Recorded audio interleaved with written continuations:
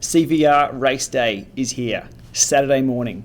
First thing, 7 a.m. was the weigh-in. How do they know whether you're the correct weight or not in the game? Well, this is how they do it for these real events. We step on the scales and they pull the measuring tape out, measure our height. So it was fully legit. So I usually race at around 71, 72 kilos. I jumped on the scales here and I was 73.5. I think 73.5, and that way they then rounded up to 74. So at race weight of 72, and then getting on the scales and then locking it in at 74, that was day done, before breakfast, well before breakfast. So I was sort of kicking stones a bit after that. My race wasn't through till 2 o'clock and there's nothing I can do. 74, what a porky.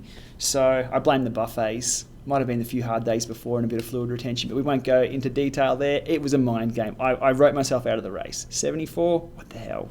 You know what I'm talking about, the weight thing, cyclists. A few hours later, kickoff. Everything happened. Lights, camera, action, literally. It was a brilliant, brilliant event. I got goosebumps as they announced Nathan and Simon as the commentators. If you've seen the live stream, you know what I'm talking about. If not, again, always links below to the live stream with the introductions and the showmanship that was there between those two guys, and the women were on show. It was an excellent race.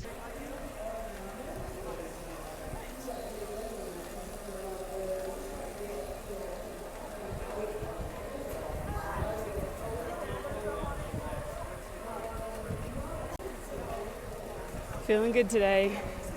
Looking forward to a good ride. We'll see how it all goes. Tells me a lot of them are trying to really rest up in this back before those crucial moments out on course then. One of those crucial moments is coming right up. This is a flat section, and they are in what we call Grupo Compacto. They're all together, benefiting from the draft apart from a couple of riders on the front, conserving their energy because we're going to go through this little underpass section. There's another... One observation that I had was all the women were up on stage racing hard. All the guys who were racing 2 or 3 hours later were all there and all watching and all fully engaged into the racing. That was pretty cool, and that showed that this is actually, there's some merit here for, showcasing this and showcasing racing. People are saying, oh look, I just use indoor workouts and I go off and do something else. This is not going to take off. With all the guy races there, now it's a pretty male-dominated sport, and a lot of the time the women don't get that kind of attention. I see that myself, even with Von's races and things like that. But all the guy races sat in the crowd, you probably can't see us because the webcams, won't go into that. We're all there and watched it, and we were fully engaged. Okay, so my take on Von's race, I thought she went way, way too hard out. She was sitting probably mid-pack. Lindsay Guerra off the front, 2 minutes, holding their gap, ended up taking the race with a brilliant ride. 2 other riders battling it out, one sort of in no man's land, no woman's land, you'd call it. But the racing was brilliant. Von was going super hard. I thought, she's cooked herself on the first lap. Von, I wasn't going to sort of shout out instructions. I didn't quite know the protocol there, but she held on to 5th place. So I think that was mid-pack. And Von was the only international representative as well. So super proud of her. She finished. She was super happy. And the women at the end were all celebrating the race as well and how well it all turned out. So really, really cool stuff. So I just finished the CVR World Cup sponsored by Cycligent here in Las Vegas. The ride went really well, considering how bad I was feeling yesterday. I think the easy spin, a really good night's sleep, and nice breakfast really helped. And yeah, I came in 4th, 5th, about mid-pack, rolled in by myself, a strong finish. I was really happy with that. And the other ladies were fantastic. Lindsay absolutely smashed it. Congratulations to her, and there were some great chicks around me. It was great to cheer everyone on as we were riding. So well done to all of the other competitors, and I can't wait to watch the guys now. So on to the guys race. Well, we'd seen the women race really, really hard, and I probably wasn't prepared for what was coming up. It was going to be hard, and it was from the start. Whack, it was on. Again, if you've seen the stream, you know exactly what I'm talking about. It was on, but like my racing outdoors that I've experienced over the last few years, many years, no one can sustain 1300 watts for a long time. No one can sustain 800 watts. So just hold, and pace comes down. Right, we're in the bunch. So I think through to the first downhill, I think everyone was together. Daniel threw in an attack on the downhill. He was, I think, weighing in at 80 kilos, so that's where he comes into play. My 74 kilos was able to keep up with him on the downhill, no problems whatsoever. And then it was a bit of cat and mouse. It really was pretty quiet racing. A few more attacks thrown in. I won't give a whole blow by blow, but up those 3 climbs to around to the first lap, I was just hanging on, and dead honest. 74 was a big weight on the back of my bike, well, on top of my bike actually. But I managed to get there. I was dangling off the back a little bit, managed to kick over, and I thought, great, if I can last through to the last lap and the last few hills, I'll still be pack fodder, I won't embarrass myself. So we hung in there, and then Justin Purificati takes off the front. We all sort of sit back and let him go. We're like, okay, we'll manage this gap. Now, we've got big guys in the race, as in big power guys, big numbers guys, big results guys. We've got Kim Little, we've got Jens Tembler, sorry if I can't pronounce his name right, JT. And we're sort of all watching, and we're watching Scotty. We're like, Scotty Weiss, world champ, waiting for him to move. It's like, Scotty, it's your break to pull back. We're sort of all sitting back. And there's a bit of teamwork going on there as well. I think Team X still had 2 riders, Scotty being one of them, so they had to sort of work Kim Little on Team X. So I sort of, as an independent, didn't have to do much. I sat in. A few more attacks getting thrown in. Again, if you want blow by blow, watch the full replay. But what I was up to was having to race it smart. As I mentioned previously, I didn't think I had the oomph in the legs to go with these guys, but I'd sit in and I'd try and use my brain as much as possible. And it turns out what I had in the legs was almost enough. I managed to get over Libby Hill, just get back onto the guys. 23rd Street, that real steep one for 30 seconds. I think that was near on 650 watts. The data's on Strava if you want to have a look. But I managed to make it over with the front group. So Justin was still ahead of us by 25 seconds. So there was the last hill to come, and I was still in the group of 4 or 5. So as we crested that hill, I've let out a bit of a fist pump to let Von know that I was happy that I'm still there. Shane Miller is still there. He is still there. 180 beats per minute coming from the Llama. He gets right back on the wheel. Templar now hanging on 5.3 watts per kilogram. Kim Little has still made it as well, playing the smart cards, but it's 11 seconds off the front. Pierre Mercati is holding on, but he has to go all the way to the line. And it was only that last... Well, they got the downhill to Richmond and that last climb up. So the last climb, flat out, probably 90 seconds, maybe 2 minutes, but we still had the downhill. So on that downhill, we're still in a bunch, still the gap was out there. We're waiting for Scotty to actually open the gas. Well, all race we're waiting for Scotty just to absolutely whack it, and we're all jumping on his wheel. Like, Scotty was doing some work. He was working pretty hard, but we're all waiting for him just to take off and us have to fight for that wheel. It never came. We come around the bottom corner, and I thought, well, these guys are going to leave me for dead here, so I'll just put my head down, hands on the top of the bars, and just go. Just go with whatever I had. I'm not sure what was on the live stream, but you'll probably see I just dipped and went. That actually positioned me at the front of the guys. And then there was only about 400 to go, and I thought, well, 400 to go is not, what's that, a minute of suffering? Bang, let's get on it.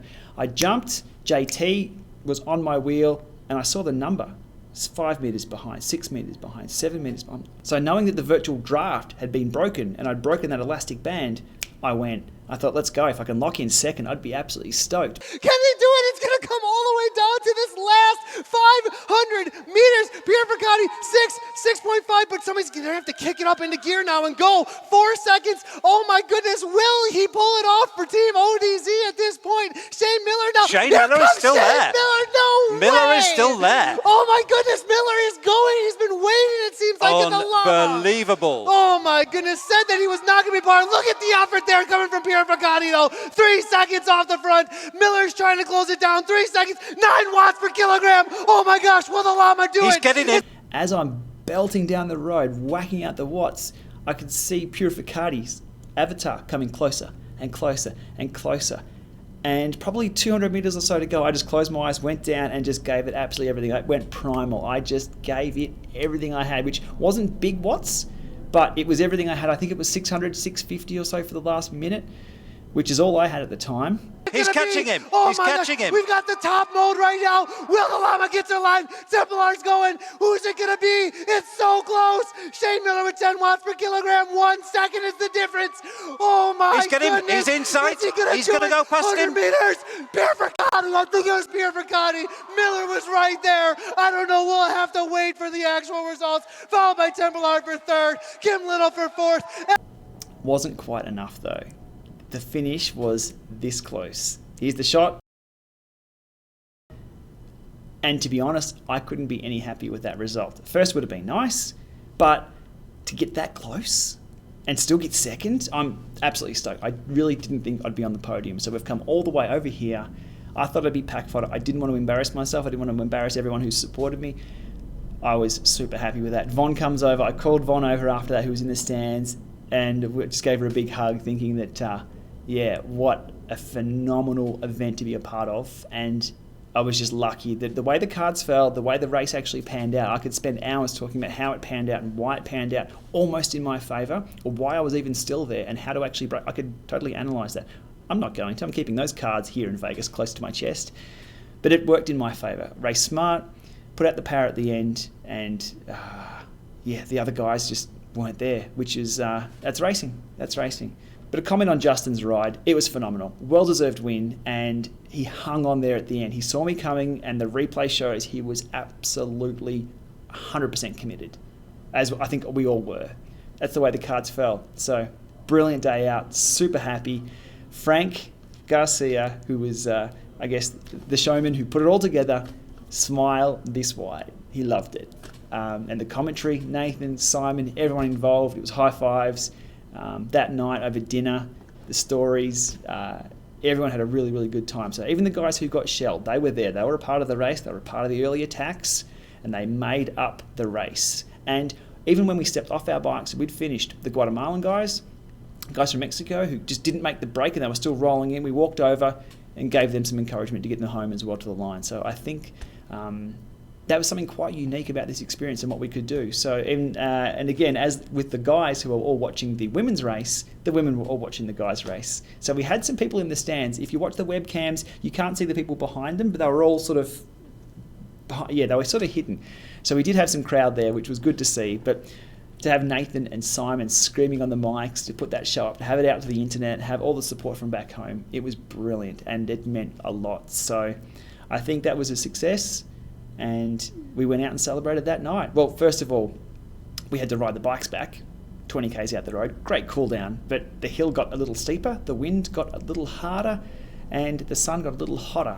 Might have been the racing we'd done before to make things a lot harder. But we got our bikes back to the store. Von and I went out for burgers. I went out for a milkshake that I had to eat with a fork. It was that thick.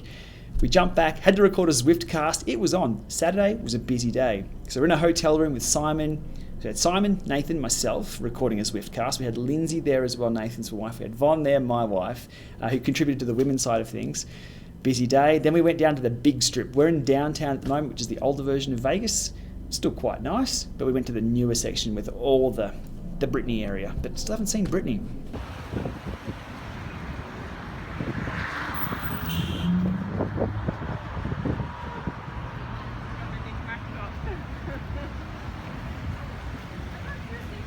Yeah, sweet.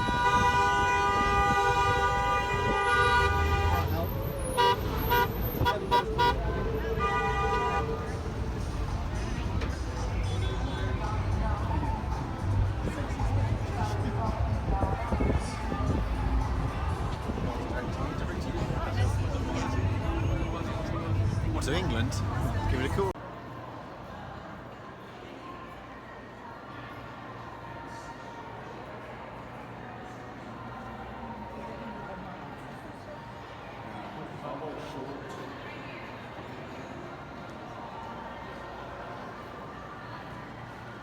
And we walked around there for a few hours with the guys as well. So all the guys we raced against. So good stories and good friendships made. That was our Saturday. Huge night. It's Vegas. It was big. It worked.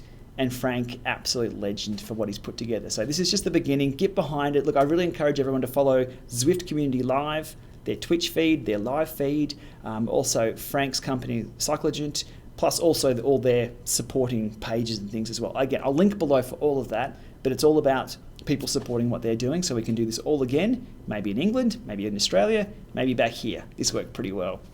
This place, spot on. All right, thanks for watching. We'll see you soon.